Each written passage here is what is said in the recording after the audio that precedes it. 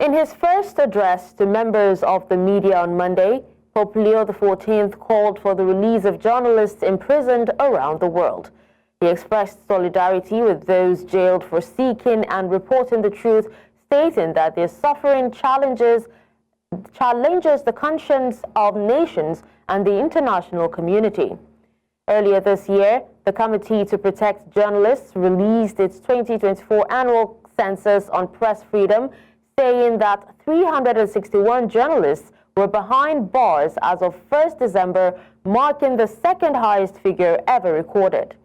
The highest was in 2022, when at least 370 journalists were imprisoned for their work. To discuss this further, we're joined by journalist Turkmen Terzi in Johannesburg, South Africa. Thank you so much for joining us on the news, Mr. Terzi. Thank you for having me. All right, so Mr. Terzi, what are your thoughts on the Pope's remarks on the imprisonment of journalists, and how do you think that it has been received globally, especially in countries with restrictive media environments? Yes, this is very, very important because I am a working journalist also. I am a kind of media freedom activist. I am also board member of Foreign Correspondent Association of Southern Africa. So, unfortunately, journalists have been facing lots of challenges. And even countries we call democratic countries like India or USA or partly Turkey, Europe, journalists are facing lots of challenges. So international bodies are also failing to protect journalists. Even UN is failing and others are failing. So Pope's call in the first meeting, 6,000 journalists were listening Pope. And it is extremely important because religion is playing very important role in people's life. Pope represents 1.2 billion Christian, Catholic Christian, but he is a very important person. I am sure that many countries received that message very seriously, and even we saw Trump attended Pope Francis' funeral and many others. So this call is surprising, also very important for safety of journalists. Okay. Now, what specific messages or intentions do you think that the Pope was conveying by calling for the release of these journalists in prisons worldwide? The importance of Pope's message, Pope tried to say to the world and the world leader that journalism is not a crime.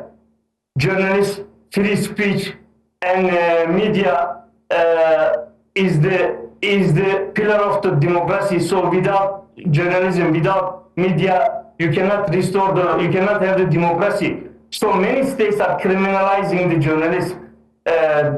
Pope says this journalism is not criminal activity. This message is very important because most of the time when you criticize the presidents or of the states or of the government, the laws are criminalizing you and they jailing you. For instance, many of my editors are being jailed. One just because of the TV drama. The one is exposed the government, Turkish government's illegal activities. They were supporting the militant groups, jihadist groups in Syria. So one Mehmet Baransu is my colleague. He's a very important investigative journalist. He has been in jail for 9 years. So that message is extremely important. Absolutely. Yes. All right. Now, but in your view, what impact could the Pope's advocacy, have on governments that currently detained journalists? Do you think that it will make any impact at all on the governments? The government is not directly, start acting. Many governments jailing journalists, oppressive government, they are not going to take order from the Vatican because the Pope has no legal authority. Vatican has no legal authority over other countries. But that will open a serious discussion in countries. For instance, in Turkey, 99% Muslim. So we don't have much Christian, but it's very important center for Christianity, for Orthodox, and popes visiting, I think, going to visit Turkey also. So they take it, media in Turkey will take it, Pope's message very serious. In other countries, media and the government institution, the NGOs, because already NGOs welcome Pope's message very seriously.